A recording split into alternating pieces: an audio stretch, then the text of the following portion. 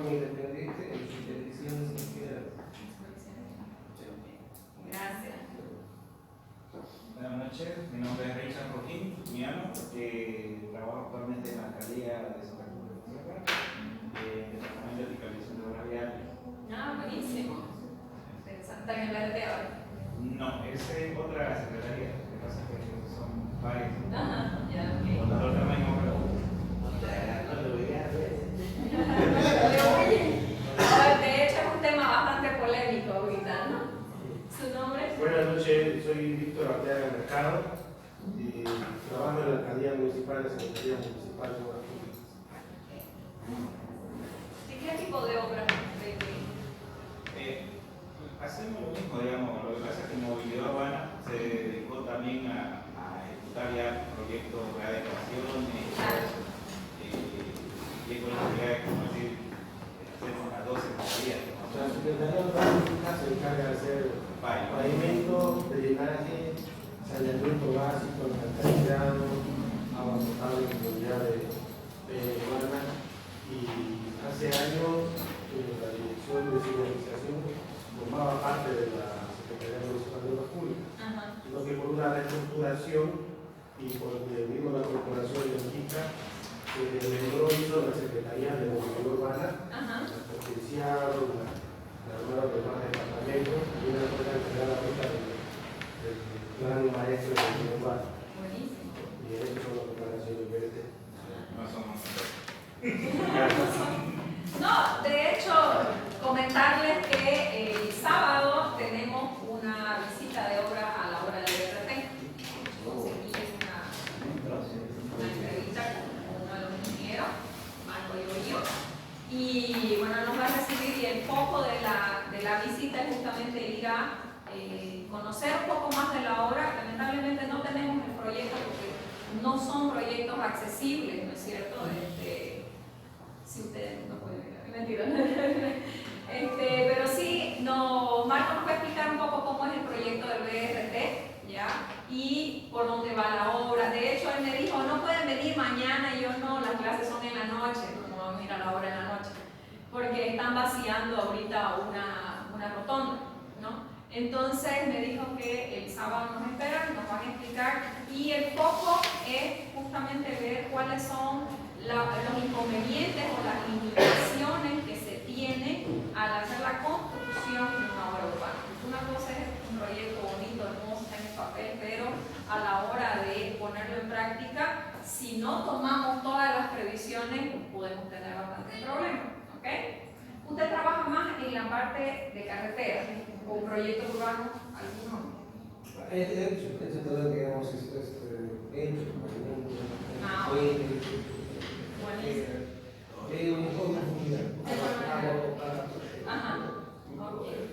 Gracias. ¿Cuál es su nombre? Mi nombre es Gilberto Montoya. ¿Ya? Trabajo en la alcaldía de Santa Cruz, igual, en la dirección de proyectos viales. Ok. Dirección de proyectos viales. ¿Lo que trabajamos? Lamentablemente, dice. ¿Cómo está usted? ¿Su nombre? Raúl Morales. Estoy trabajando actualmente en la carretera, la rehabilitación de la carretera Cuatro Cañadas, núcleo 1, San Julián. San Julián, eso es para la misión. De ida Punta Rey. Ya. Tuve experiencia en diseño vial urbano con 150 kilómetros de corredores de Domingo de San Pablo. Ah, qué buenísimo. Sí. Justamente lo que usted dice, hay muchos otros elementos, no solamente la vía, desapropiación, ciclovía, y, bueno, Es que ya vamos a verlo con más calma, pero el diseño vial urbano depende mucho más, ¿cierto?, de vamos a decir, del plano director de la ciudad, que ahora se llama de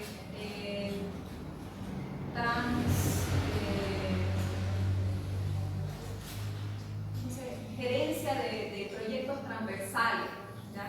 Que en realidad, ¿qué es lo que quiere decir? Que transescalares, perdón.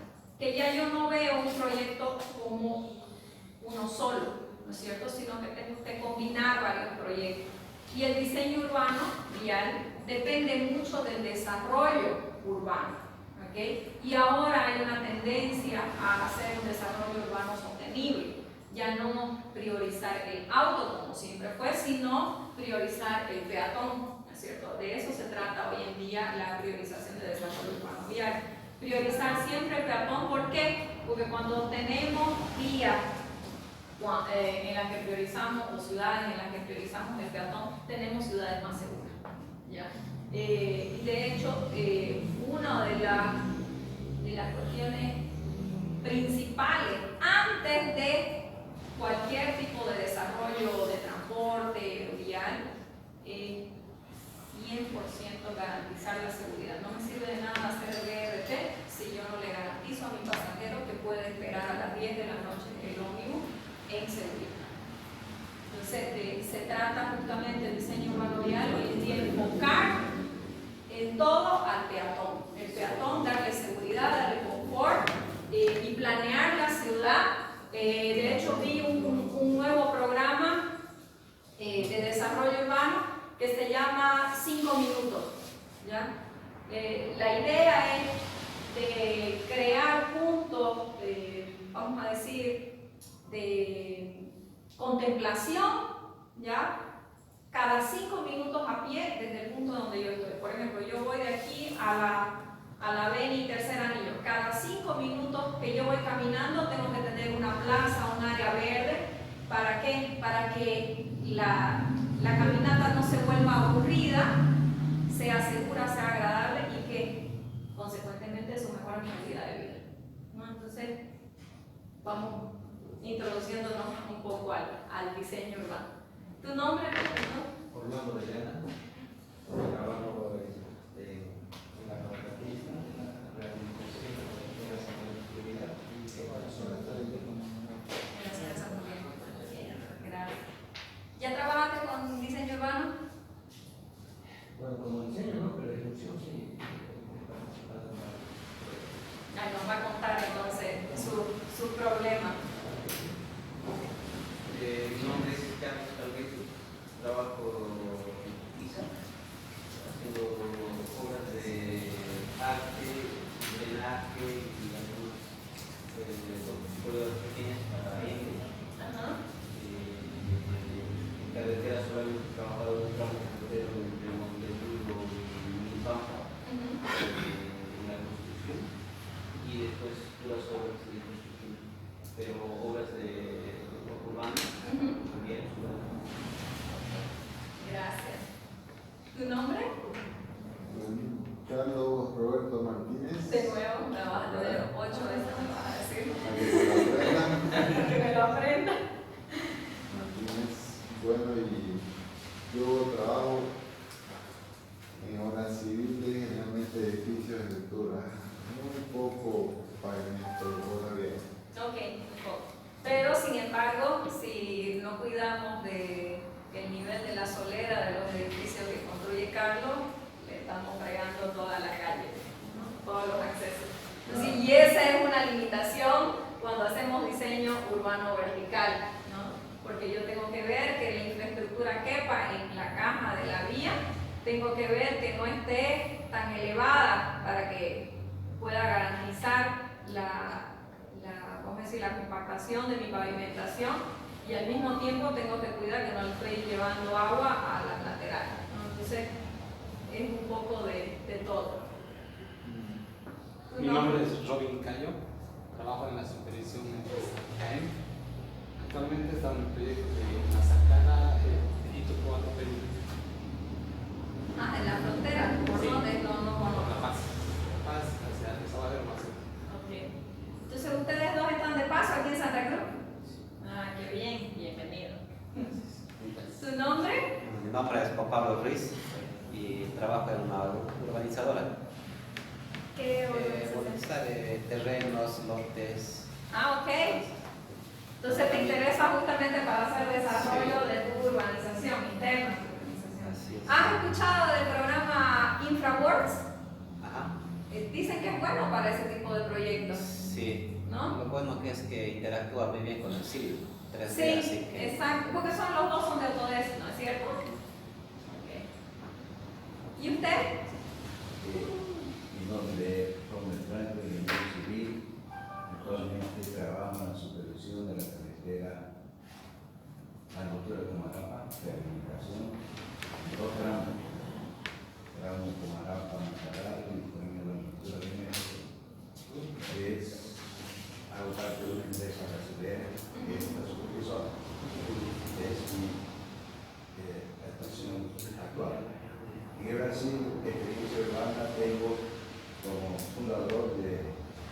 miembro fundador de la CET de San Pablo. De la CET de San Pablo. De la CET de San Pablo. Buenísimo. Ahí trabajé 3 años, después me vine aquí a Santa Cruz y urbanamente también hice parte de un equipo multidisciplinario que hizo el primer estudio de tráfico en Report. Como consecuencia llegué a ser director y fundador de la Dirección de Tráfico de la Alcaldía. Buenísimo. Y usted nos va a dar más información. Y nuevamente en San Pablo, la implantación de una vía central de las 2 vías que ya existen en la marginal 7. Eso ahí ya fue como ingeniero ambientalista, pero era actividad urbana. Y las van en los canales, ¿cierto? Sí, no, la marginal es como el primer anillo, el segundo anillo, que es la que llega del río, no la ultra y la otra. Allí se tenía el río desde al medio y se tenía las pistas especiales y las pistas locales, eran 2, pero había un gran cantero central. Y ese cantero central se le hizo una tercera pista en esa parte. Muy bien, muchas gracias. Interesante saber justamente la experiencia de cada uno. Y en Panamá trabajé en la cita costanera. ¿En Panamá? Sí. ¡Qué belleza! No conozco Panamá todavía, en la costanera. Sí, mucho costanera. ¿Trecho urbano? Sí, trecho urbano. Son casi 3. Lo vamos a chequear eso. Entraron en la CNO, yo trabajé en la OA de eso, CNO de eso. Sí, en Odebrecht.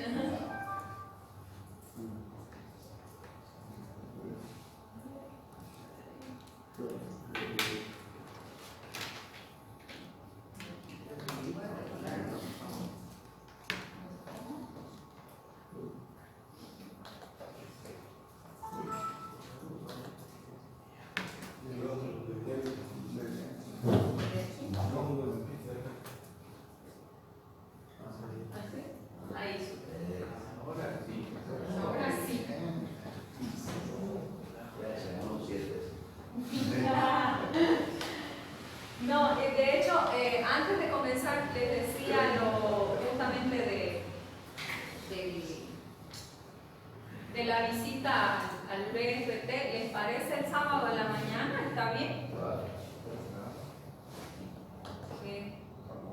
Me parece que va a ser interesante, justamente por lo que ahora está impactando, ¿no es cierto? Yo no trabajo directamente con la alcaldía, pero tengo algunos alumnos haciendo tesis justamente de la verificación de la estructura del BRT. Hay otro que está haciendo una propuesta para un trecho geométrico y tengo ciertas relaciones con unos profesionales de movilidad urbana y en realidad siempre les digo, lamentablemente uno no puede criticar porque el proceso de obra de una obra urbana es muy complicado. Yo tengo un montón de stakeholders, ¿no? ¿Saben lo que es un stakeholder? El stakeholder es todo aquel que interfiere en mi proyecto, de manera positiva o negativa. ¿Okay? Puede ser el constructor, puede ser el ciudadano, puede ser la viejita de la venta de la esquina, puede ser la propia gente, los propios obreros, cualquier persona, el Estado, el gobierno, cualquier persona que se vea afectada por el proyecto, ¿ya? Y entonces, cuando yo inicio una obra urbana, los stakeholders, hasta por la propia prensa, está todo el mundo encima a ver qué es lo que pasa, ¿no es cierto? Sin embargo, el proyecto del BRT no va a funcionar ahora. que está en el proceso de obra. Va a funcionar cuando el primer anillo se termine, ¿no es cierto? Va a funcionar, de hecho, solo va a funcionar 100% bien cuando las radiales sean ejecutadas. Lo que se está haciendo ahora es iniciar una etapa del proyecto, pero el proyecto solo va a funcionar bien cuando esté todo hecho. Entonces, el problema con un proyecto urbano es que no se lo puede criticar ahora al inicio porque no estoy viendo si realmente va a dar o no resultados. De hecho, antes de ayer escuché un barullo que no es posible, que no pase una ambulancia. Yo dije, no voy a comentar, porque a veces uno cae en comentar sin saber.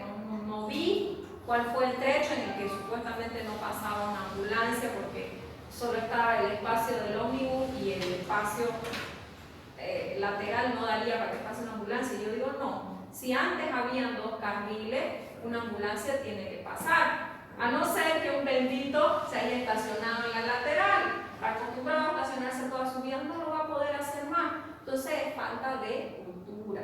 De hecho, yo creo que eso sí puedo criticar. Una de las cosas que no se está haciendo es educar a la gente a través de publicidad. Es decir, esto va a pasar con el BRT, por favor no se estacione más porque o va a tener multas o nos está perjudicando. Ya que la gente por medio televisivo o por folleto comience a ver que la ciudad está cambiando, ya comienza a crear una cultura, una conciencia dentro no solo del conductor, sino también del peatón, ¿no? El peatón ya no va a poder, y eso hasta es un peligro a futuro si no se hace una educación vial.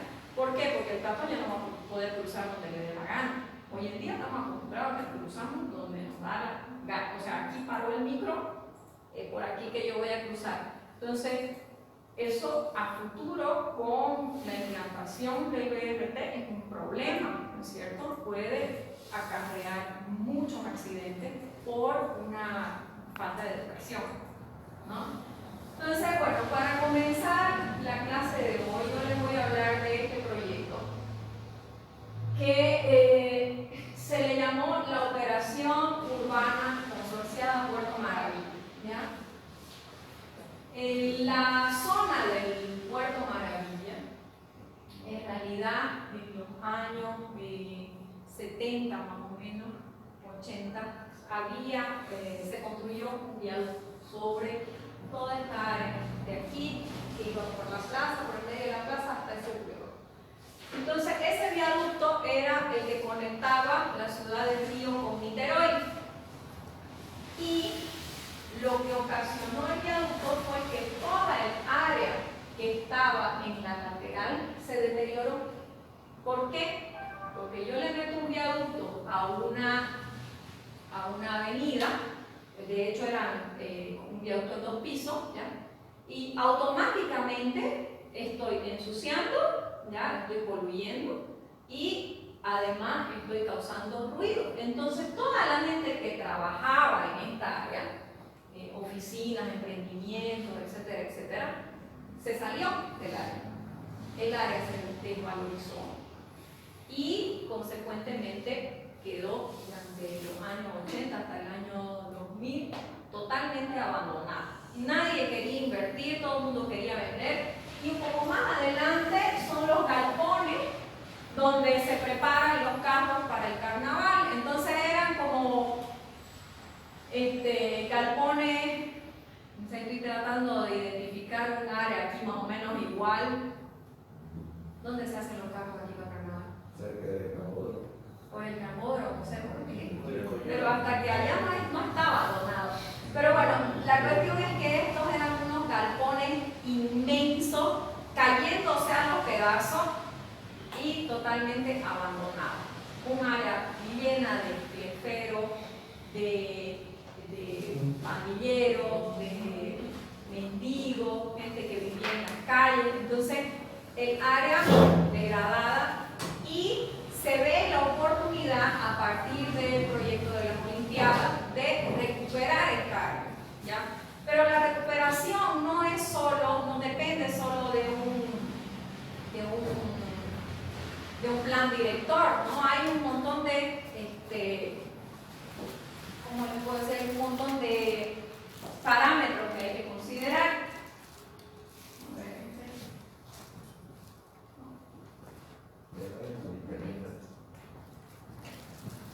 Entonces, los pilares para la recalificación urbana de esta área fue crear una nueva infraestructura, ¿ya? Desarrollar o atraer la industria y el comercio a medida que yo voy a reconstruir y voy a dotar de nueva infraestructura, voy a atraer un polo, ¿no es cierto?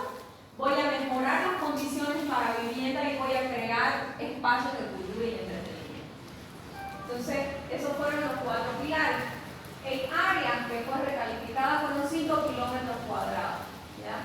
En estos 5 kilómetros cuadrados, aquí, en esta parte de aquí, yo tengo morro, favela, y aquí estoy como que en un lado del Pie Magua, que es donde se hace turismo en barco. ¿Ya? Si estoy al lado de un pie, estoy limitado por el cerro, tengo una topografía bastante variada, ya vamos a ver los tipos de proyectos, pero esta área que estaba deteriorada estaba a 2 kilómetros del aeropuerto Santos Dumont, a 6 kilómetros del Pan de Azúcar, que son los principales puntos turísticos del Río de Janeiro, ¿no es cierto? A 5 kilómetros del Maracaná, 7 kilómetros del Corcovado, y a 11 kilómetros del aeropuerto Toyobi. Entonces, para Río esta era un área estratégica que no se podía perder. ¿Ya? No se podía perder porque de hecho, entonces era un área bastante estratégica para el desarrollo de Río de Janeiro.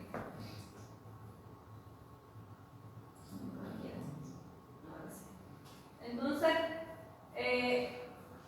algo que va conjunto con un desarrollo urbano es el cambio de uso de suelo, ¿no es cierto? A partir del momento en que se regeneró el uso, o se hizo una propuesta de cambio de suelo, se invirtieron los tipos de suelo para no solo área comercial, sino área residencial. Todo el mundo sabe que cuando hay áreas comerciales, pues por lo general la seguridad en la noche es menor, ¿no es cierto? Entonces, de hecho, en el centro del río ya ocurre eso a partir del momento, qué sé yo, 7, 8 de la noche, ya no hay más nadie, está todo el mundo fuera del centro, entonces se vuelve una cuestión peligrosa. Entonces, lo que se hizo fue implementar la ley para modificar el plan director y el uso de suelo. Se creó un órgano para financiar el proyecto, se incluyeron terrenos públicos dentro de la operación y se crearon fondos de inversión inmobiliaria para financiar el proyecto.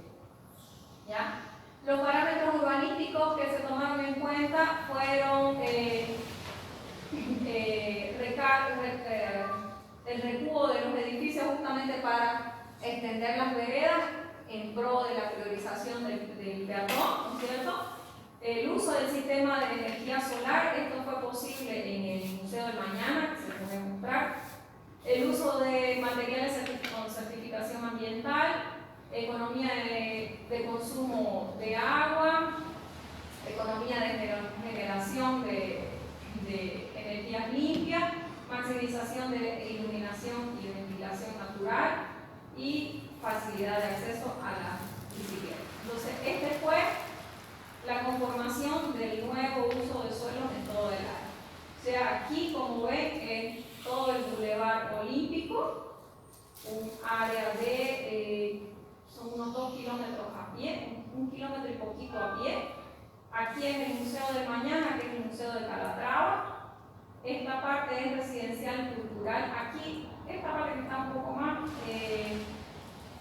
casi en la avenida, como que aquí tengo un morro, ya, morro favela, y acá tengo la avenida Presidente Barrio, que es una de las principales del centro. ¿Ya? Entonces, aquí, en el video les voy a mostrar.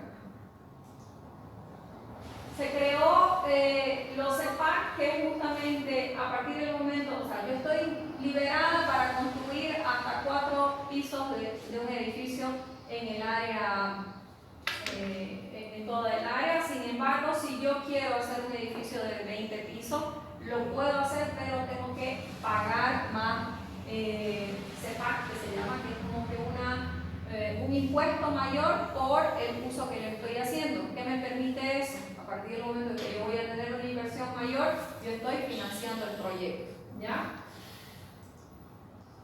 Entonces, se valorizó con la venida de los inversionistas, se valorizó los centros de preservación más importantes del área. Aquí, por ejemplo, este es un CAI de Bailongo de la Emperatriz, es donde llegaban los antiguos barcos y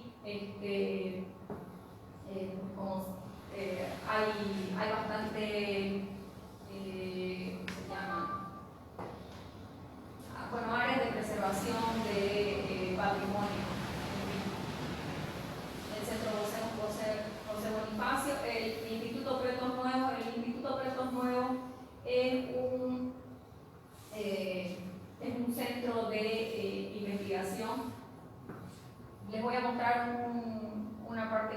Lo que pasa es que como era un área donde llegaban los barcos de África, entonces de Portugal, del África, de todos lados, entonces venía gente ya que estaba muerta, obviamente. Entonces durante la construcción, nosotros encontramos calles enteras llenas de huesos. ¿Ya? Entonces el procedimiento era, ni modo, tener que parar, porque el INFAN, que es el Instituto de Patrimonio Histórico, entonces paraba la obra, tenía que hacer el recogimiento de todo lo que encontrara, ¿ya? Y se hacía una limpieza del área, recolección, etcétera, etcétera. Se hacía una evaluación, un catastro para recién poder comenzar con la obra. Estos procedimientos son bastante especiales dentro de una obra urbana. Nos complican a nosotros los ingenieros, pero lamentablemente no podemos hacer la vista gruesa, ¿no? Ya sabíamos de la existencia justamente por un mapeamiento que hay del patrimonio, ¿cierto? Entonces estos son los beneficios de la operación, que principalmente es dar una recalificación al área. Estratégicamente se cría la concesionaria Puerto Nuevo, que es la encargada de hacer la construcción de la obra y justamente de tomar cuenta como concesión de todo el proceso, mejor dicho, el mantenimiento de los 5 kilómetros cuadrados durante 20 años, con posibilidad de prorrogarlo por 10 años más. ¿Ya? La concesionaria Puerto Nuevo cría una constructora, que es la constructora Puerto Río, formada por 3 de las más grandes constructoras en Brasil en la época, porque ahora las cosas cambiaron, todo el mundo sabe. Era Odebrecht, OAS y Carioca. Y entonces esta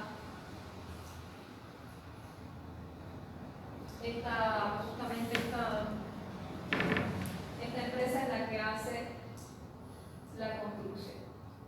Pero esas son cuestiones institucionales, ¿no es cierto? Vamos a lo que es en sí la obra. ¿Okay? Yo salí de Río en el 2015, todavía no estaban concluidas las obras y de hecho esta presentación yo la hice en 2015. No he vuelto a Río, he vuelto a Río una vez, pero no tuve la oportunidad de sacar fotos nuevas. Pero aquí les voy a mostrar para que tengan idea. Entonces este es todo el área que está en construcción. Al comienzo, de hecho, uno de los túneles se pensaba que pase por debajo del agua, ¿ya? Pero hicimos un estudio de viabilidad y ya realmente.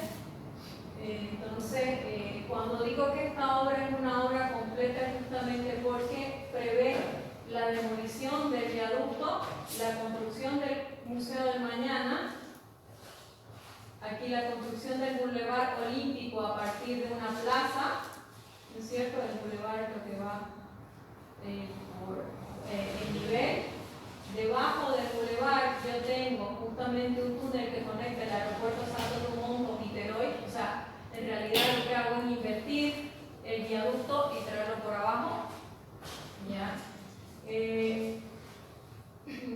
Hago aquí una correlación en términos de nivel geométrico con el BLT, que es el vehículo leve sobre trillo, y hago una configuración totalmente diferenciada para el peatón, ¿no? Esa es la recalificación urbana.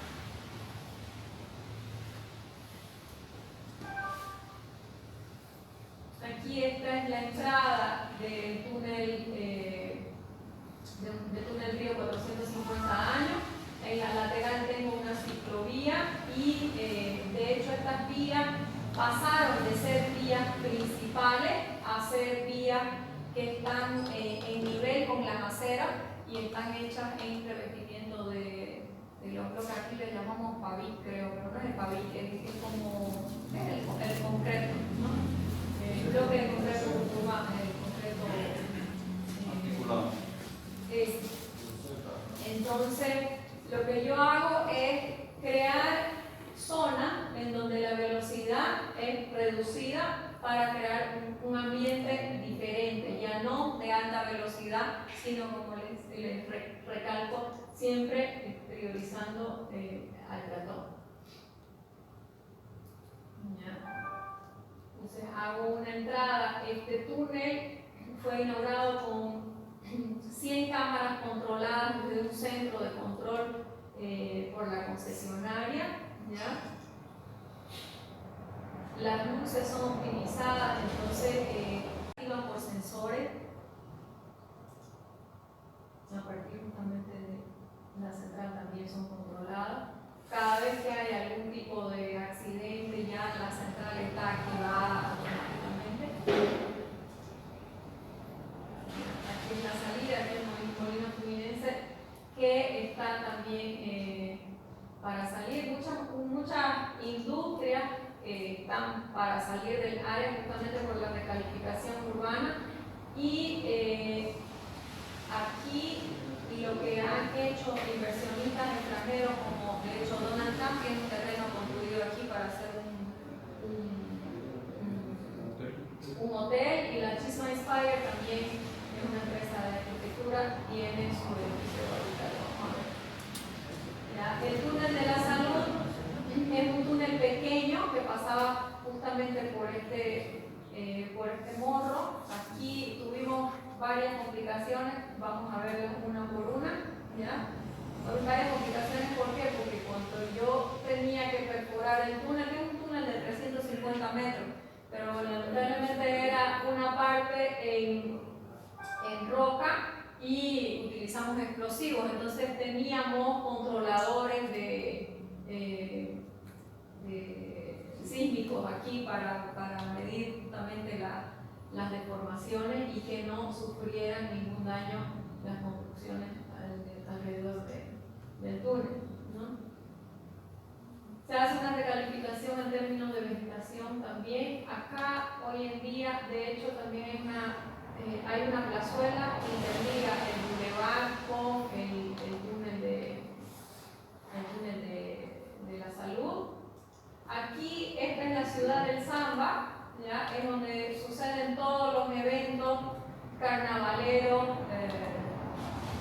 ni siquiera decir redundante carnaval, todo el año es carnaval, ¿no? Entonces aquí es un centro de recreación.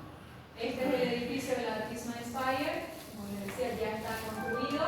Aquí, de hecho, me pasé antes del túnel de la salud. Este edificio es el acuario, uno de los acuarios, si no es el más grande de Sudamérica, está entre los 3 mayores. Es un edificio nuevo de atracción turística que también fue inaugurado para las Olimpiadas.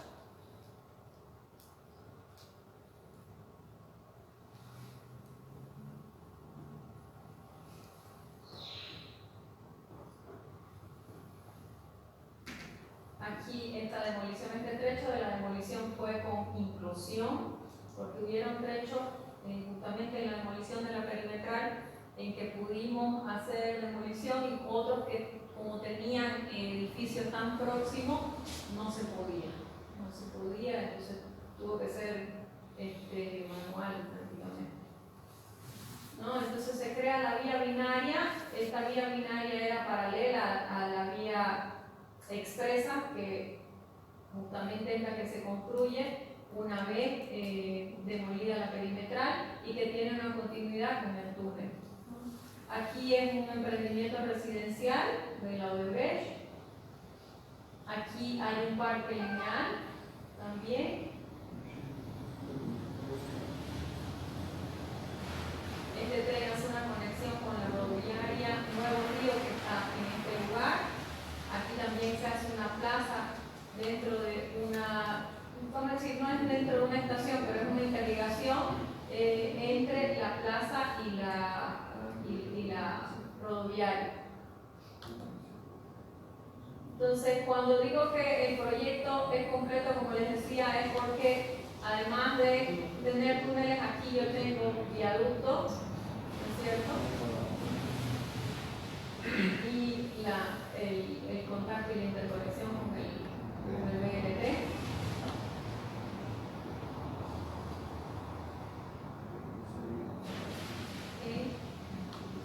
Esa sería la obra, cómo quedó. Una animación de cómo quedó. Ahora volvamos.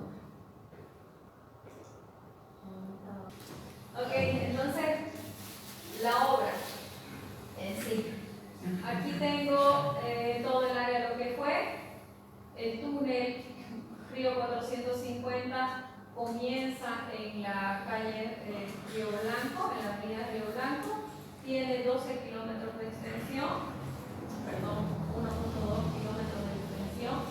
Y interliga, aquí está la Río Blanco, interliga con la vía binaria. ¿Ya? Entonces, la vía binaria es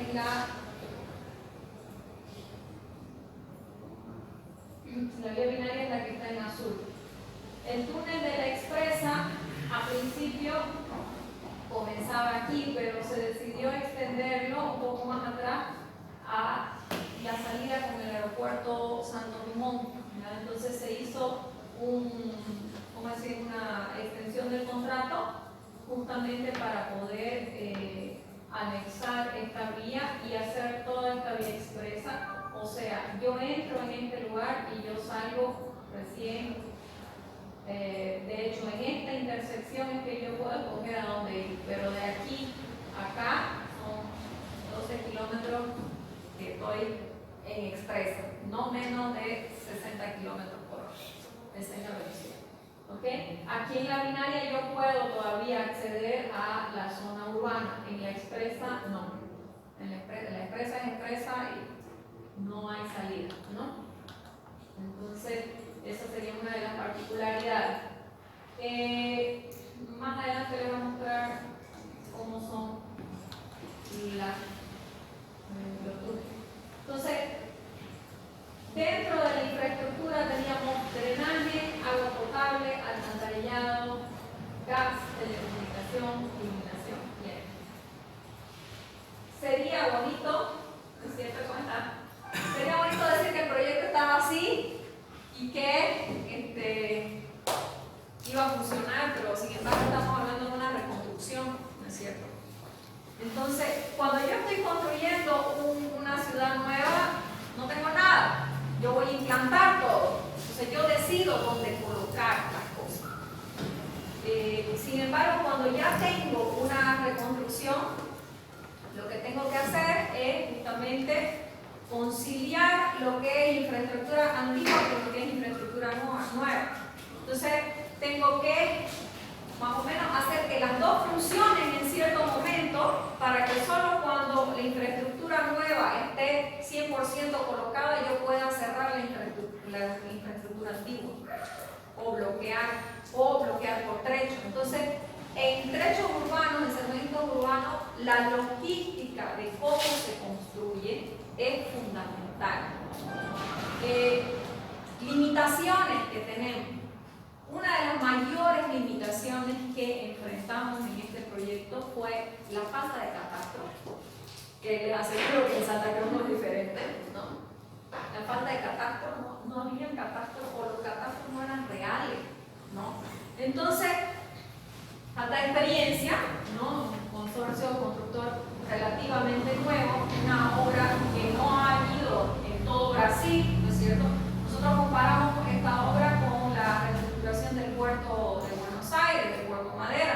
Sin embargo, el área de reconstrucción no es un tercio del puerto Madero, del puerto Maravilla. Entonces, lamentablemente, las dificultades se magnifican, ¿cierto? Entonces, al no haber catastro, bueno, inicialmente creíamos en los catastros que tenían los responsables por el agua, luz, telecomunicaciones, etc. No, ¿dónde está? 100% está por la calzada. La calzada se le dice aquí. Acera. Mis ductos están por la acera. No, y los míos sí, 100% están por la calle. Están a 1,5 metros del borde. Abrís la calle, te das cuenta que no es, tenés que volver al escritorio a rehacer tu proyecto, ¿no es cierto?, para poder volver a la calle. Y en esto se te pasó un mes, tu calle abierta, no hay entrega y el gobierno presionándote. No hay entrega. Sí, pero me pasaron los otros, ¿qué podemos hacer? ¿No es cierto? O sea, en realidad, para el quien recibe la obra, no hay tales. Tenés que hacer la obra, ¿no es cierto? Sin embargo, de hecho nosotros aquí estamos prácticamente enfrentando los mismos problemas, ¿no? Después de un año de obra nos dimos cuenta de que no íbamos a llegar al objetivo, entonces se tenía que cambiar, había que cambiar la estrategia, ¿no? Y se comenzaron a hacer sondeos con georradar. ¿Por qué? No tengo catastro confiable, no puedo confiar en mi proyecto. Imagínense que ustedes le pagan a un proyectista para que le haga el proyecto de toda el área, ya de 5 kilómetros cuadrados, y no podés confiar en el proyecto. Te vas a obra a intentar locar y no lo podés rehacer, no podés ejecutar. Entonces tenés que contratar de nuevo a tu proyectista para que te lo rehaga con lo real. Solo que lo real solo vas a saber cuando abrís la calle. Cuando abrís, quiero decir, cuando metes las máquinas para que abran y vean. Entonces es una pérdida de tiempo, de energía, de plata, ¿no es cierto? Entonces se optó por hacer sondeos con georradar antes de entrar a la calle. O sea, ya el proyecto estaba hecho, ya estaba pagado, ¿no es cierto? Ya estaba inclusive aprobado por la prefectura, ¿no? Entonces llegó un momento en que le dijimos, ok, vamos, antes de entrar a ejecutar la vía, hacemos un georradar y verificamos si está de acuerdo con lo que dice el proyecto. Si está de acuerdo, entramos y hacemos. Si no está, hay que volver al escritorio y rehacer el proyecto. Y se tuvo que pagar de nuevo para rehacer el proyecto y reaprobar, etcétera, etcétera, ¿no? Entonces esa fue una limitación. Hoy en día ya existe inclusive plataformas, ¿no es cierto? El espacio BIM, que está todo, de hecho nosotros nos enteramos en el medio del proyecto que lo podríamos haber hecho tridimensional, etcétera, etcétera, ver todas las compatibilizaciones de infraestructura, pero ya estábamos a medio del proyecto, ya no podíamos invertir en eso, ¿no? De hecho, tuvimos que crear en el medio del camino un equipo de compatibilización del proyecto, porque no se hablaba, ¿ya? El proyecto de urbanismo no se hablaba con el de infraestructura, no se hablaba con el de pavimentación. O sea, yo tenía una tubulación a 20 centímetros de la cota final de pavimento, no entraba mi estructura, ¿no? Y no era que no entraba, pasaba un camión, me lo estoraba el tubo, ¿no es cierto? O sea, no era que lo puedo hacer, no, métale losa, no es meterle losa a todo. Existe una caracterización urbana, ¿no es cierto? Entonces, otra de las limitaciones con el drenaje, por ejemplo, es que la costa la teníamos aquí, porque estamos en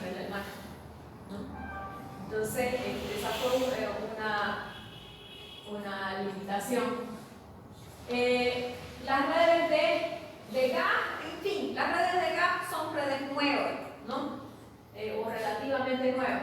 Las redes de iluminación y energía eran un problema también, porque yo no puedo instalar la nueva y dejar la antigua, entonces tenía que seguir una secuencia para yo darle luz al área, y a partir del momento en que yo consigo cerrar el circuito, que puedo bloquear la línea antigua, ¿no?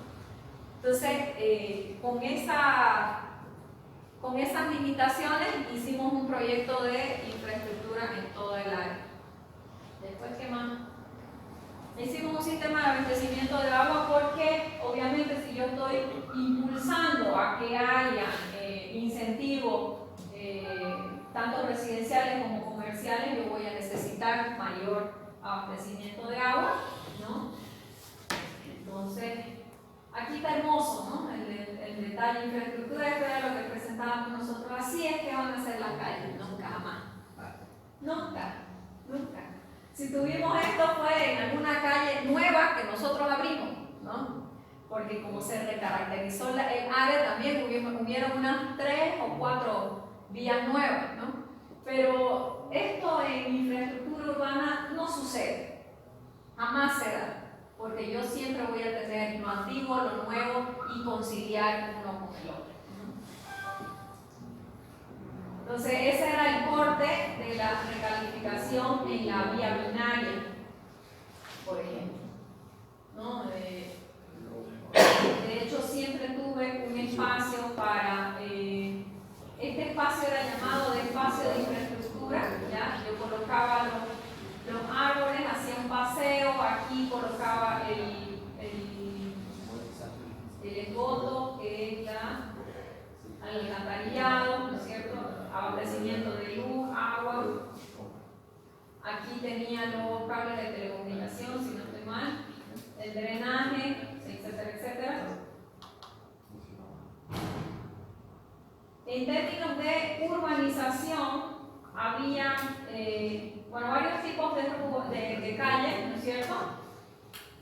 Las que están en rojo, por lo general, son las vías con mayor velocidad.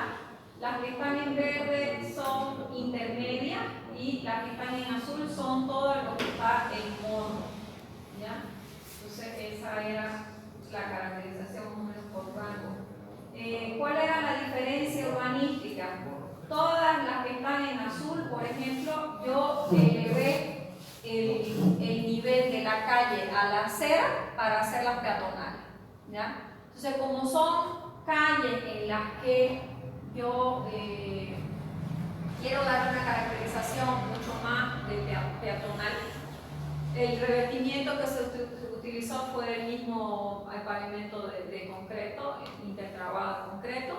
La velocidad yo la limito, primero por el relieve natural, y segundo por el revestimiento, y tercero justamente por la nivelación con la acera.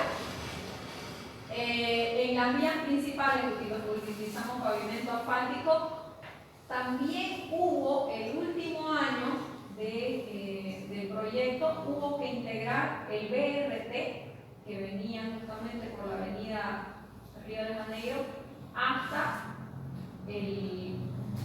la vía expresa. Entonces tuvimos que incorporar el BRT venía y hacer este recorrido por aquí y entraba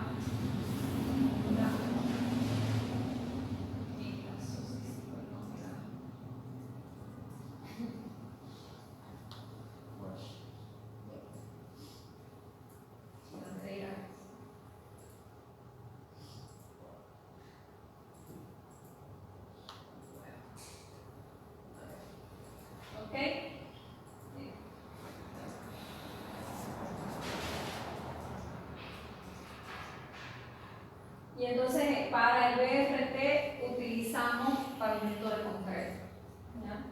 Se estudió la posibilidad de hacerlo con SMA, pero al final, como toda la estructura era en pavimento de concreto, se decidió tener las mismas características, excepto en la entrada, porque aquí era carril exclusivo, ¿ya? pero aquí sí tenía que ser pavimento flexible para no perder la característica de la vía que ya habíamos ejecutado. La demolición de la perimetral. La perimetral era, como les dije, el viaducto que estaba como que sobre el nivel del mar, ¿no es cierto? Y que tuvimos que demolir para dar la caracterización al bulevar. Entonces, este trecho en verde fue demolición, este trecho de amarillo fue inclusión con explosivo, ¿ya? Aquí fue demolición con máquinas, aquí también con máquinas, todo fue, este trecho fue un pequeño trecho de implosión, ¿no? 200 metros, si no estoy mal. Y aquí en este trecho fue desmonte y demolición, por el hecho de ser una estructura metálica, entonces se hizo el desmonte. Lo que les voy a mostrar a continuación cómo se hizo la demolición, que estuve presente en ese día. Entonces, el reducto de la perimetral fue hecho como para nunca más salir de ahí, pero lo sacamos, ¿no? Era una estructura bastante fornida y bien brusca, ¿no? Tal vez no precisaba tener tanta armadura, pero yo creo que por la falta de seguridad de los ingenieros de la época le metieron acero que no se imagina. Entonces, la idea de la implosión en este trecho se tomó porque era un trecho. Si ven aquí, estos son los galpones que les decía que estaban totalmente abandonados. Entonces, durante este 1,5 kilómetros, yo tenía más o menos las mismas características, galpones abandonados y áreas que estaban aisladas, digamos, del contacto con la gente. Entonces, lo que se hizo fue, bueno, hagamos una implosión, fue aproximadamente de 1 kilómetro, el trecho que se demolió, se incluyó. Entonces se hicieron huecos para poder colocar los... ¿Cómo están? Ah, ya, ok. Hicieron huecos para colocar las dinamitas. Ya. Aquí se hizo una camada de material, no era arena propiamente, pero era material como un colchón. Se colocaron llantas. Estos eran turriles de concreto con estas vigas metálicas o columnas, digamos, metálicas, reaprovechadas. Y ¿cuál era el objetivo? El objetivo de las llantas con arena es justamente amortiguar, ¿no es cierto?, el impacto de la estructura al caer. Y el objetivo de estas columnas metálicas es quebrar al máximo la estructura para poder facilitar el retirado, ¿ya? Entonces, a ver, les muestro este video que si tenemos problemas vamos al proyecto.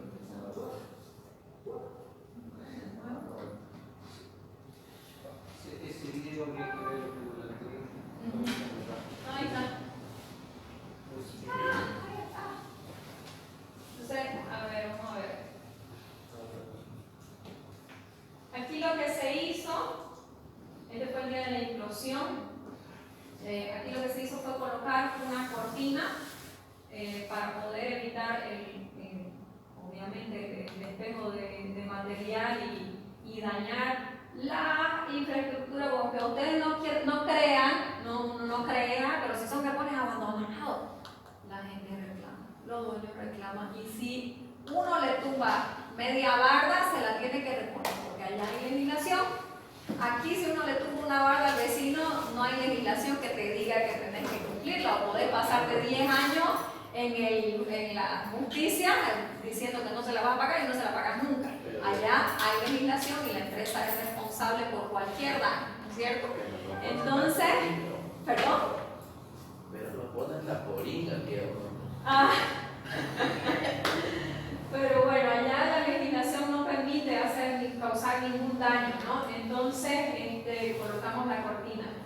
Un dato importante aquí Nosotros sabíamos que la explosión de la perimetral podía causar daño en infraestructuras existentes.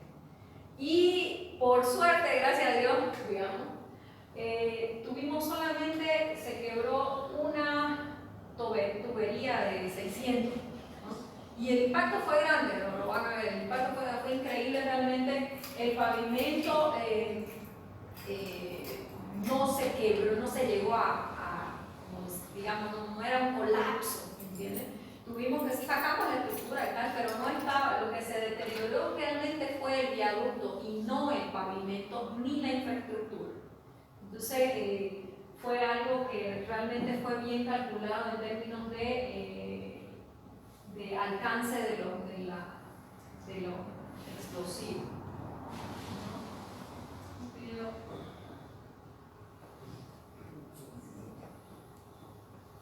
Ese día fue un día nublado, pensamos que no se iba a ver nada, pero justamente después de accionada la dinamita, el viento se llevó rápidamente el humo y bueno, así fue como quedó, ¿no?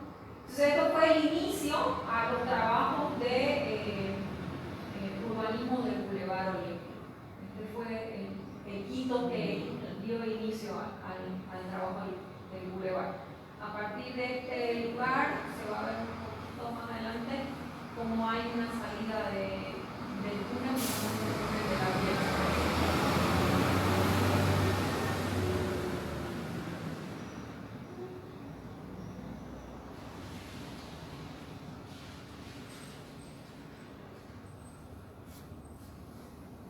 Y ahí se hace la ejecución ya de las nuevas cajas, nueva infraestructura para la Vía Express. Un poquito también es.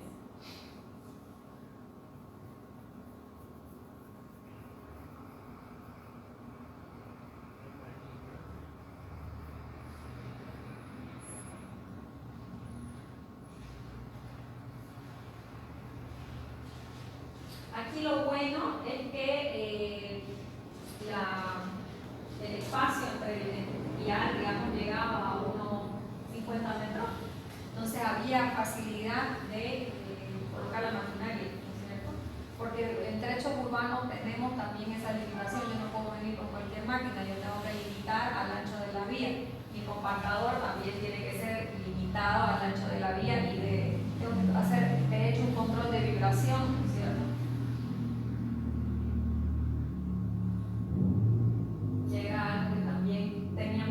A la hora de hacer el pavimento, la compactación de las camadas, teníamos reclamos de los vecinos, me está sonando, tengo rajadura, no tengo, entonces había una cuestión de comunicación bastante fuerte por el área de influencia, ¿no?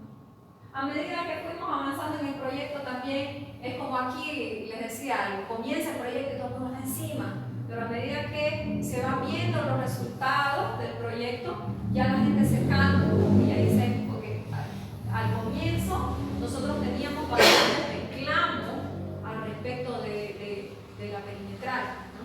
¿Por qué van a, o sea, habían inclusive manifestantes, ¿por qué van a demolir la perimetral? Y es justo, porque en realidad no niego que hacer la perimetral se gastó millones, ¿no es cierto? Se hizo la perimetral, se lo utilizó como vehículo, como vía de transporte principal para las vías de Niterói, y ahora para implodirla estamos gastando también millones, ¿no es cierto? Entonces es complicado vos mostrarle a la gente antes de ver el proyecto que está recalificando la ciudad, ¿no es cierto? Ellos hoy en día valoran eventos públicos todos los fines de semana, a veces hasta todos los días, ¿no es cierto? Estás realmente recalificando la ciudad. Sin embargo, cuando estás en el medio del proyecto no lo ves, ¿no? ¿Sí? ¿Y ese viaducto qué tiempo de vida tuvo? A ver, más o menos de la década de los 80, 70, 80, 30, 40, por ahí. Daba mucho más, ¿no? De hecho, sí hay proyectos como proyecto que nos decían por qué no mantenerlo y tal. No se iba a dar, no era lo mismo, ¿no es cierto? Ya más adelante les voy a mostrar, vamos a break. Abastecer agua a la región, ¿ok? Ya está en operación. Entonces, lo que ven aquí, que está debajo de la cancha, es justamente el reservatorio, y encima del reservatorio se hicieron estas canchas multifuncionales. Entonces ya no es, de hecho nosotros tenemos algo similar, vamos a decir, en Zahuapaca, ahí en el cuarto anillo del avance, ¿no? Hay como no sé si llega a ser un reservatorio, pero sí hay una cuestión de máquinas y tal. ¿Ah? No, aquí el cuarto anillo por la Beni. Por la Beni hay alguna cuestión de Zahuapaca ahí. ¿Ya? Entonces, la idea justamente es de reestructurar o dar soluciones urbanas integrales. Yo estoy abasteciendo de agua, sin embargo le estoy haciendo bien a la comunidad, porque esto, tenerlo como un bloque de concreto, a la comunidad no le sirve de nada. Entonces esto ya está, miren cómo quedó. Es un parque con canchas polifuncionales, o sea, totalmente, no parece que es un reservatorio, ¿no es cierto? Entonces justamente de eso se trata cuando hablamos de recalificación urbana, recualificación.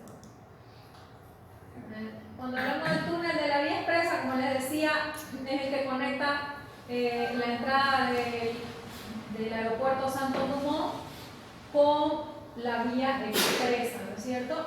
Entonces, para la construcción del túnel de la vía expresa teníamos el pozo de la Marina, ¿ya? Lo que se hizo fue excavar, les voy a mostrar la metodología de construcción, excavar a menos 50 sobre el nivel del mar, y a partir de esa cota se iban introduciendo, porque este terreno de acá era en su mayor parte rocoso, ¿ya? Entonces, lo bueno era que, como es roca, le meto dinamita, controlo tensiones y muevo ahora. Cuando es dinamita, hay una facilidad constructiva en relación a cuando es suelo, ¿ya? Entonces, para el túnel de la expresa prácticamente no hubieron problemas mayores, digamos, ¿no? Entonces, sí, aquí por ejemplo este trecho era en bala cielo abierto, y ya aquí cut and cover. Cut and cover quiere decir cuando yo abro toda la bala, llego hasta la cota, meto una galería y después la relleno y compacto, ¿no? Para llegar hasta la cota de mi túnel. Todo lo que está en rojo es túnel propiamente. Aquí tengo un cut and cover y una bala cielo abierto. Este pozo de la Venezuela estaba conectado al túnel, ¿ya? Hoy en día de hecho hay una ruta de escape por los túneles. Aquí estos pozos, lo que se hizo ahorita son, por ejemplo, yo excavé hasta la cota menos 50, ahorita en la cota menos 25, menos 20, yo tengo un centro de vigilancia, ¿ya? Entonces, aquí y aquí tengo dos centros de control, ¿ya? Entonces, yo además tengo rutas de escape, ¿ya? Y bueno, la concesionaria es la que trabaja justamente en el control, ¿sí? ¿La excavación fue hecha con qué? ¿Con Jumbo? Sí, con Jumbo. Les voy a mostrar justamente, hay un videito, una animación de cómo fue hecha la excavación. La función principal de esos pozos, ¿cuál es? ¿Cómo? ¿Cuál es la función principal? Porque son pozos de también unos 100 metros de una cuadra. No era tanto, a ver, eran unos 25 a 50 metros de diámetro, ¿ya? La función era justamente crear un espacio en el que yo pueda meter mis máquinas y comenzar a excavar en ambos sentidos, ¿ya? Entonces yo aquí tenía dos frentes de trabajo, uno para atrás y otro para adelante. Entonces la idea era justamente dar más productividad, ¿ya? En los túneles. Solo que en este túnel ya lo vamos a ver metodología de excavación. Ahora aparece así. Justamente lo que decía. Aquí. Solamente la introducción, no sé qué. Me había equivocado el video. Esta metodología fue la usada para el trecho que estaba en roca. Netamente en roca. Porque el trecho que estuvo en descomposición de roca o suelo, la productividad era nada, medio metro por día. Una cosa bastante fregada. Entonces lo que se hizo fue excavar y crear una pared lateral, de hecho una pared alrededor del diámetro, ¿no es cierto?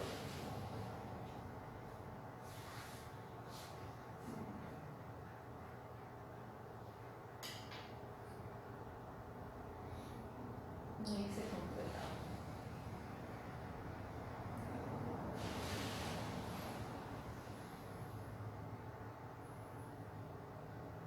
En planta yo estaba creando una circunferencia, ¿no es cierto? Hasta la cota justamente de excavación.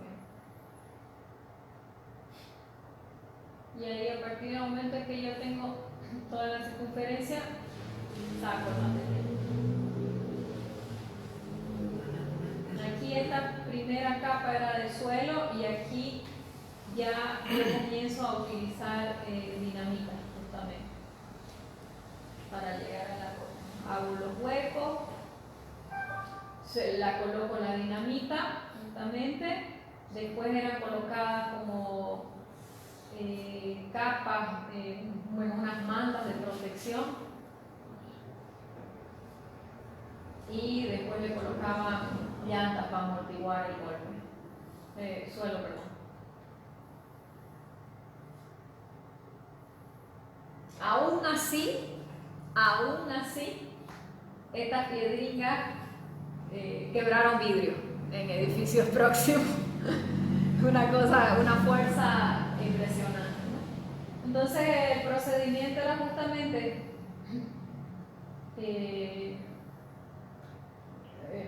hacer los huecos, colocar las dinamitas, ¿no es cierto? Y implodir.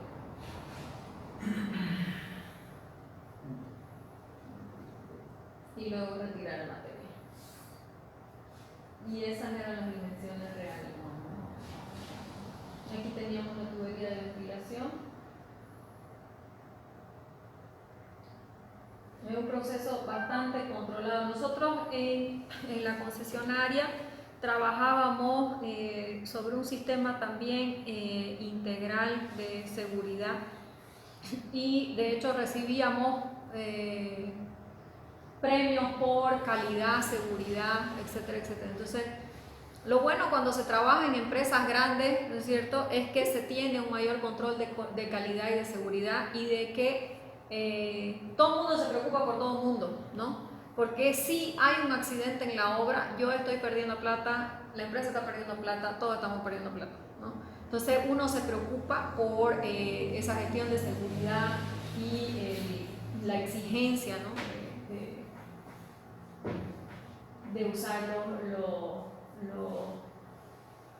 las protecciones o de seguir los procedimientos de acuerdo a lo que sea. Y este fue de hecho esta es la animación del video del túnel binario. Los trechos en roca en ambos el procedimiento constructivo fue el mismo, ¿ya? Los trechos en suelo, aquí justamente.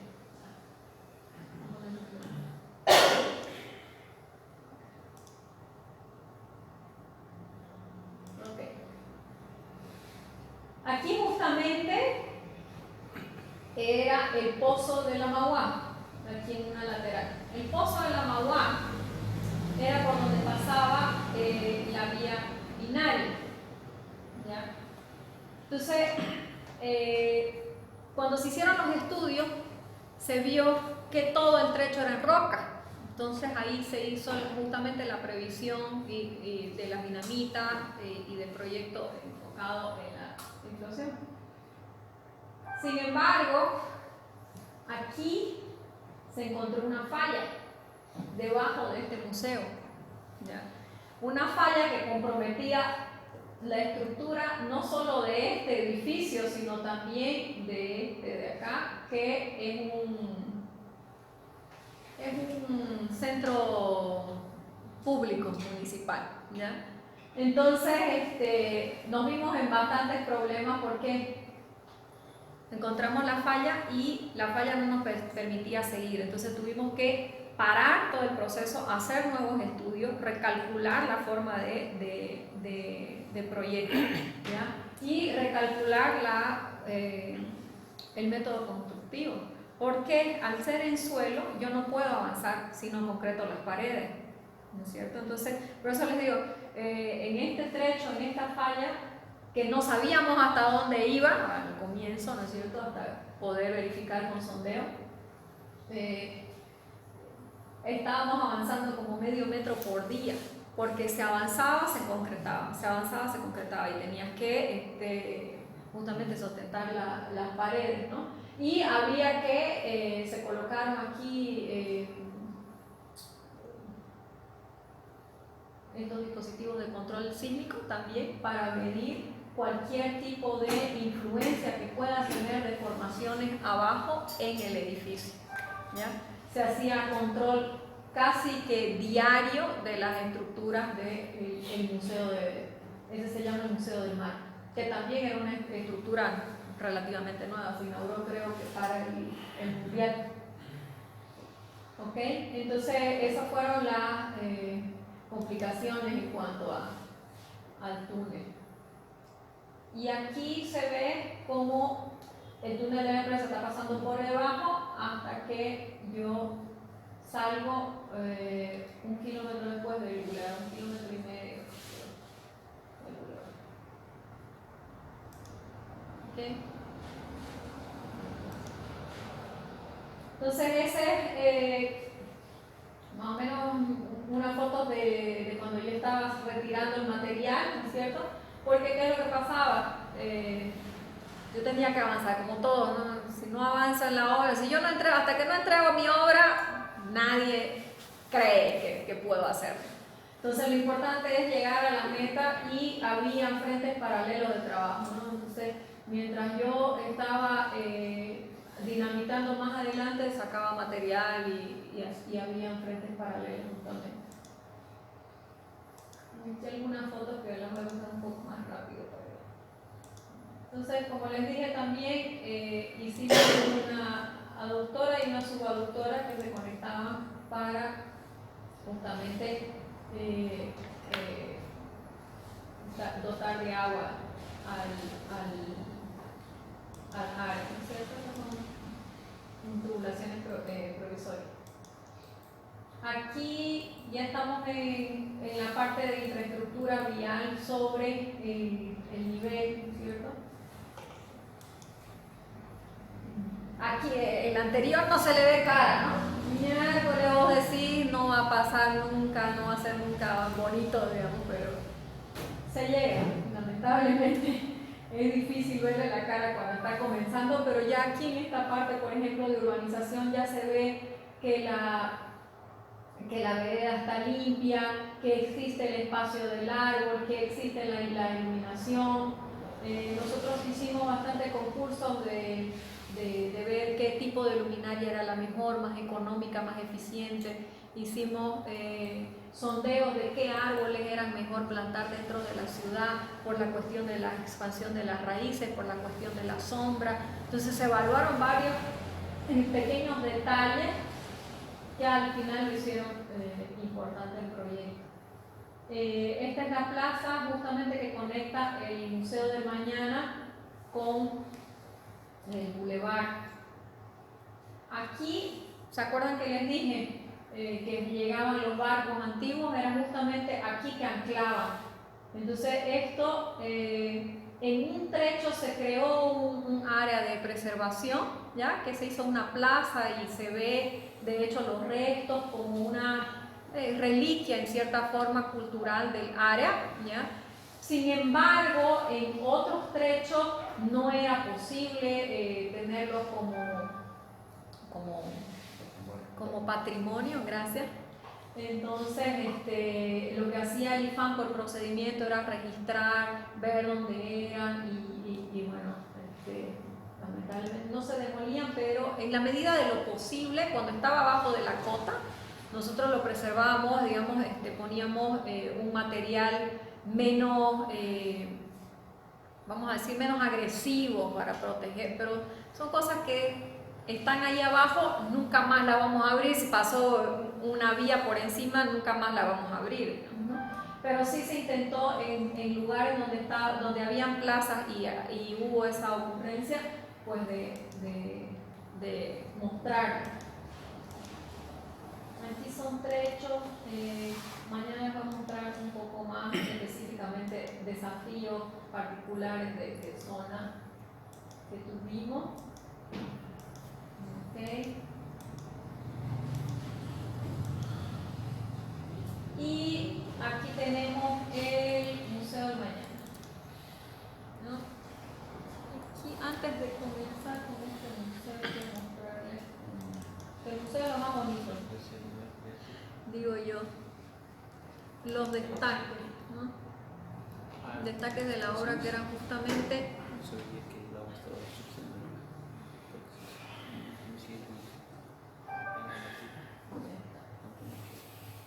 Ese museo ya existe, ¿no? el museo ya existe. El museo es un proyecto de Santiago Calatrava, ¿no? Pero antes de mostrarles el museo, justamente les voy a mostrar la cuestión de arqueología, cuán grande era. Ese era el mapa de potencial de hallazgo. Miren todo lo rojo que teníamos, ¿no? De hecho, nosotros, hay una historia bien particular que fue curiosa para nosotros. Dentro del área, en una de las callecitas, había una señora que se compró una casa. Entonces esa señora se compró su casita y la pagó, ¿no es cierto? Y dijo, voy a hacer una reforma. Esto mucho antes del proyecto, no, 5 años antes del proyecto. Entonces al momento de hacer la reforma la iba a hacer de 2 pisos, ¿ya? Y necesitaba hacer fundaciones más profundas porque no tenía las fundaciones necesarias. Entonces al momento en que entraron los peones, los obreros a hacer la obra, comenzaron a excavar y fueron hallando huesos. Y huesos y huesos y huesos que no acababan dentro del terreno de la señora, ¿no? Y entonces la señora fue y levantó el alerta al IFAM y le dijo, mire, tengo este terreno, es mío, es mi propiedad, y quiero hacer la reforma. O sea, la tipa no le importaban los huesos, la tipa quería hacer su casa, ¿no es cierto? Obvio, comprar un terreno para hacer tu casa, ¿no es cierto? Pero ella fue muy inteligente, de hecho, porque el IFAM le dijo, no, usted no puede construir encima, no puede, es zona preservada, ok, vamos a ver, porque como ella tenía los papeles, el IFAM no podía reclamar como territorio de ellos, ¿no es cierto? Entonces, no sé si fue una idea prácticamente del IFAM o de ella, o fue un conjunto, pero decidieron hacer un museo. Y la tipa hoy en día se gana la vida con ese museo, ¿no es cierto? Porque es el Museo de los Pretos Nuevos, se llama, ¿ya? Ella dejó todo intacto en el piso, abrió todo el piso, ¿ya? El IFAM hizo el registro. Hay huesos, hay joyas, hay baúl, hay rueda, lo que ustedes se puedan imaginar. Entonces, ella sobre el piso colocó vidrio y uno hace un paseo por el museo y va viendo los restos que fueron dejados, ¿no? Entonces, fue una sacada buena por parte de la señora, inteligente diría yo, porque es un servicio ahora a la comunidad, a la cultura, y con lo que ella también se beneficia, ¿no es cierto? Y fue una buena forma de preservarlo, obviamente es un registro. Entonces, cuando nosotros, y esta historia me la contó mi jefe cuando íbamos a entrar a la Antonio Laje. Entonces, ya sabíamos que iba a aparecer un montón de cosas dentro de la construcción, ¿no es cierto? Y justamente en la calle donde pasó esto, no era de sorprenderse que encontramos huesos, y huesos que no acababan, ¿no? Entonces era prácticamente un cementerio, ¿ya?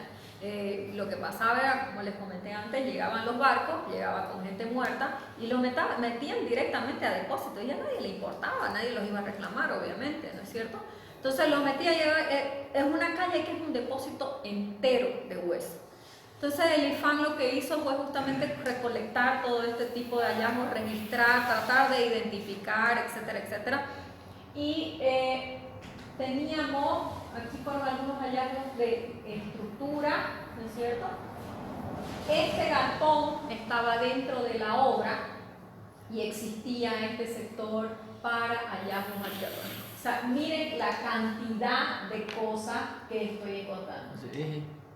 ¿Perdón? Ajá. Todo lo que se puede hacer. Entonces, habían cosas que se eran enviadas al museo, habían cosas que fueron llevadas a depósitos del IFAN. Entonces, ellos lo que hacían era investigar qué era, de qué época era, a qué, a qué evento histórico pertenecía, y seleccionaban y lo apartaban. Pero esto fue algo, para mí algo nuevo, ¿no es cierto? Y fue importante de ver cómo es importante preservar la cultura, ¿no?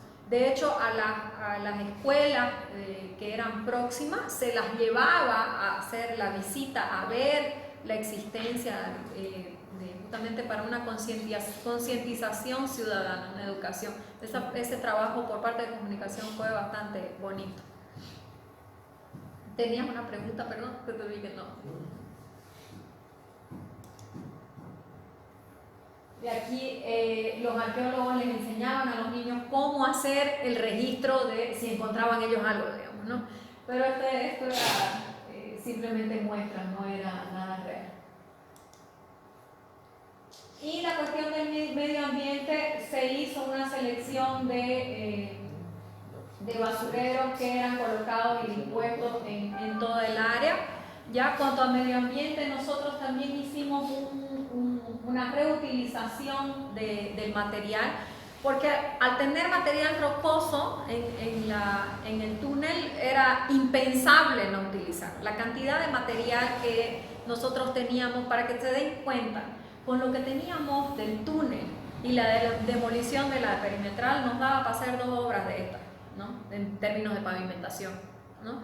Entonces no existía la posibilidad de que pensemos, ay, vamos a comprar material para hacer pavimento. Imposible. Tenemos que justamente cerrar el círculo de cuidar el medio ambiente con el propio impacto que estamos causando, ¿no es cierto? Entonces lo que hacíamos era colectar el material de los túneles. Instalamos una central de britaje, que acá se le llama chancadora, ¿no? Instalamos una chancadora. Este terreno era un terreno que estaba en la lateral de nuestra oficina, y nosotros hacíamos control tecnológico del material, de todo el material que usábamos. Lo usábamos para pavimentación, tanto de calles cuanto de aceras, para drenaje y... ¿para qué más lo usamos? Creo que para eso básicamente.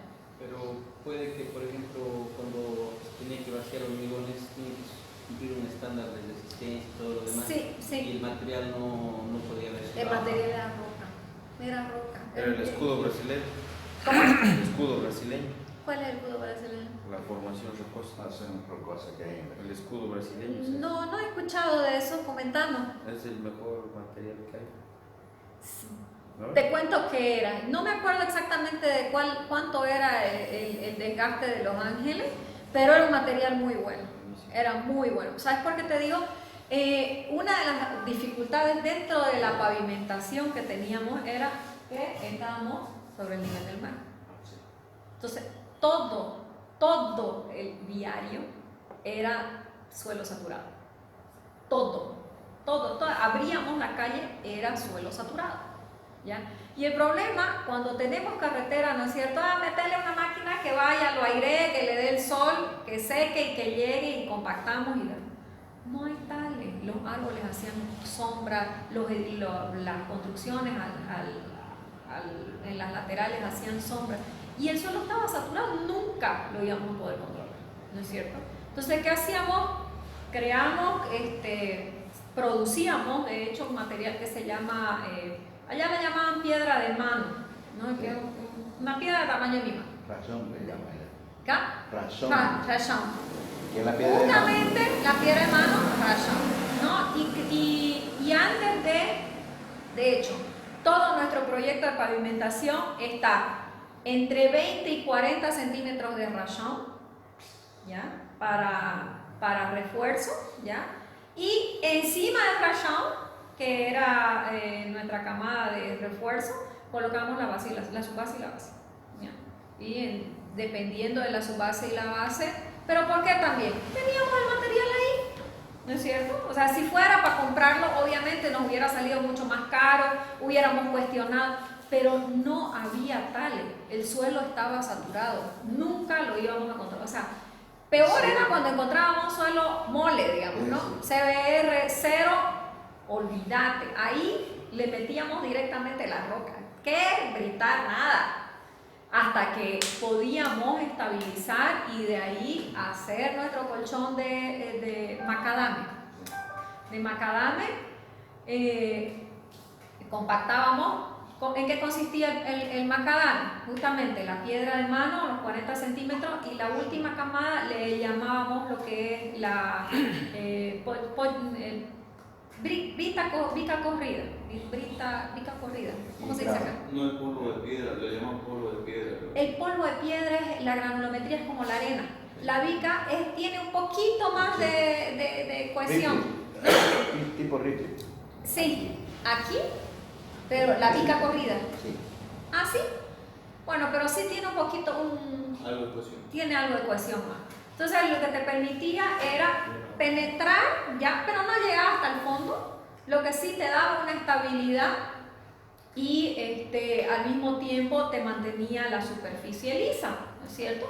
Cuando nosotros teníamos la superficie lisa con la bica corrida, vía Benkelman, pasó vía Benkelman, embora, hagamos su base y base, ¿no es cierto? Esa parte era solo para llenar los vacíos de la tira, ¿no? ¿Perdón?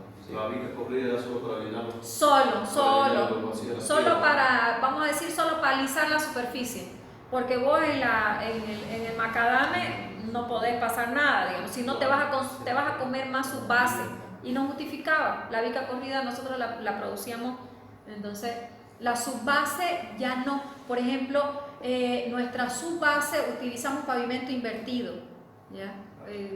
Vieron que hay dos corrientes de pavimentación: pavimento con base de cemento, cimentada, pavimento directo que se llama, ¿no? Y el pavimento invertido, las dos corrientes. La corriente del pavimento directo dice que yo creo una superficie rígida en mi base y voy a tener un mejor soporte, pero voy a tener reflexión de trinca, de fisura. Nosotros defendíamos el uso de su base cimentada. ¿Por qué? Porque yo uso su base cimentada, voy a tener un muy buen soporte, pero le coloco una base de BGS, brita graduada simple, ¿no? Que aquí más o menos, capa base, ¿sí? Y no voy a tener la reflexión de trincas que tengo en el directo, ¿no es cierto? Como éramos concesionaria, nosotros defendíamos nuestra teoría, hacíamos ¿cómo se llama? El control hormiga Benkelman, y que teníamos los registros de cuánto me daba, cómo estaba yo entregando el pavimento, cuál era mi deflexión final. De hecho, yo tenía las deflexiones por estaca, por capa, desde el macadame. Entonces el nivel de control era de otro mundo. ¿Por qué? Concesionaria, me interesa que sea bueno, ¿no es cierto? Entonces, esos registros fueron guardados y están hoy en día con la concesionaria. El día de mañana hay un problema, yo voy y veo el registro que pasó aquí. Ah, aquí te acuerdas que tuvimos un problema de drenaje O sea, ahí comenzás a sacar conclusiones de tu propia obra, pero cuando tenés un buen control es más fácil hacerlo, ¿cierto? ¿Sí? Solo una duda. Dígame. Cuando, ¿qué pasa a la viga? Benkelman deja de hacer el cono de arena El cono de arena. para el CNC. No. Se hace igual. Igual se hace. Sí, se hace igual. La viga, de hecho, nosotros no usábamos cono de arena para densidad. Ahorita que me estoy poniendo a pensar, no me recuerdo. Entonces, miren, medíamos directamente la deflexión. Creo que es eso, por eso le hago la pregunta. Sí. No No me recuerdo si hacíamos, para serte honesta. Porque hay una medida de deflexión que si está en ese rango o no. Lo que pasa es que aquí nosotros todavía no le exigimos la viga, ¿no? Entonces, ese es el problema. Si no tenemos una viga que nos controle, tenemos que exigir el cono de arena. El de Ottawa, me decís, ¿no? El cono de arena de Ottawa. Claro, sí, se hace la grabación de Ottawa de arena de Ottawa. Entonces, no. Hacíamos el control de pavimentos con viga Benkelman. Hicimos además deflectometría. Sí. Entonces, esas eran nuestras, vamos a decir, nuestro control tecnológico que teníamos. Ahora volvamos a destaque, estamos, ¿no? El museo de mañana. El museo de mañana es un proyectazo.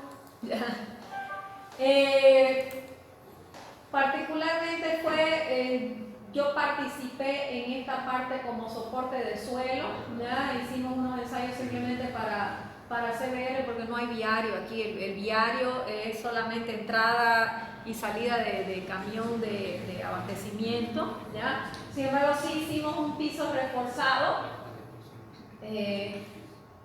en cierta área del museo para acceso y salida de camiones de justamente de proveedores, ¿no? Entonces el museo de mañana son 7.000 metros cuadrados, sí, de obra construida, ¿ya? Entonces, es un museo que se caracterizó por, primero, ser una obra de Santiago Calatrava. Segundo, no tiene media pared recta. Todas las paredes son curvas. ¿Ya? Por lo tanto, no teníamos encofrado. ¿Ya? Los encofrados fueron traídos de Portugal. Las piezas metálicas traídas de Portugal y armadas en el local. ¿Ya? Esas eran las principales características constructivas. El diseño fue inspirado en una flor característica de Río de Janeiro. Tiene como unas alas, en la parte de arriba tiene un techo metálico, ¿ya? Y tiene como unas alas que se adaptan a la posición del sol. Y la idea justamente de adaptarse a la posición del sol es captar la energía solar para poder ser autosuficiente, digamos, ¿no? Entonces fue un proyecto bastante complejo, bastante interesante y bueno, ya está ahí. Hoy en día es uno de los lugares más visitados en Río. Este es un infográfico de cómo se construyó el Museo del Mañana.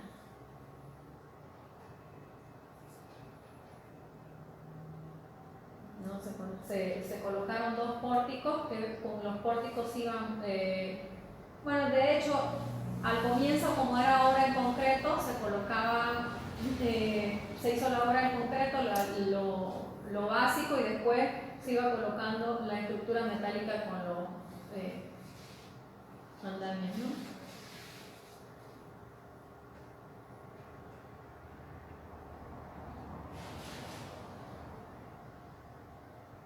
Se colocaron casi 2.000 pilotes en este pie para sostener la obra. ¿Qué profundidad? Me agarró, pero lo pregunto y se lo digo mañana. ¿Qué tipo de piloto? ¿Qué tipo? Sí. ¿Estaca raíz? No eran estacas raíz. ¿No? Eran hincados. Hincados porque como todo era agua, no hacía sentido.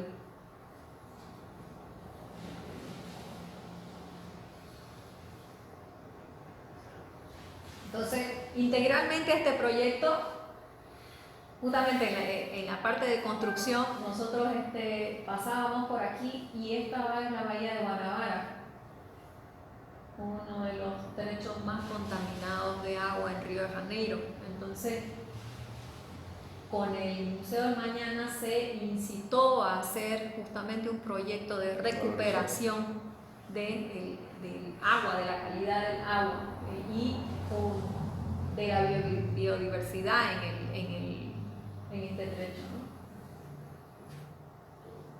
Entonces, esos son proyectos que van naciendo justamente a partir de la recalificación. Y eso es lo que es hoy en día el museo. Voy a mostrar otro videito para terminar.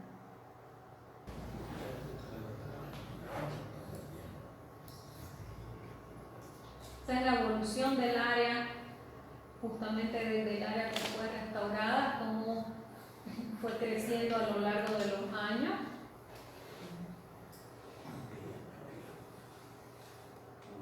Y hoy en día lo que es el museo.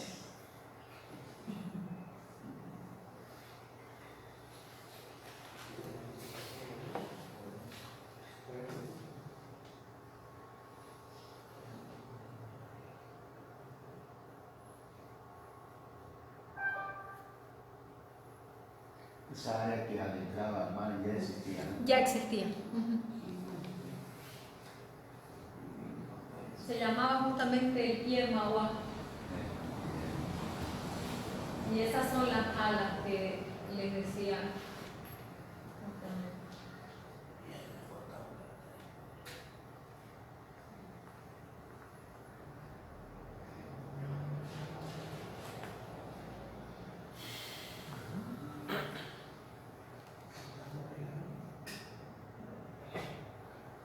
Ahí está, como les decía, todas las paredes curvas.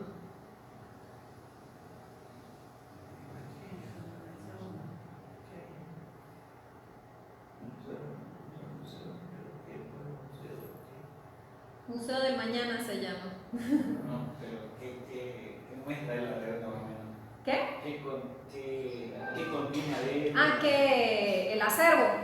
Sí, el acervo. En realidad tiene varias salas, ¿no? Existe un teatro, ¿ya? Tiene un acervo que es, como está de moda ahora, todo digitalizado y con luces, ¿ya? Entonces es mostrar cómo, de hecho, el lema es el mañana es hoy. ¿Ya? Entonces es como que mostrar cómo va a ser el futuro.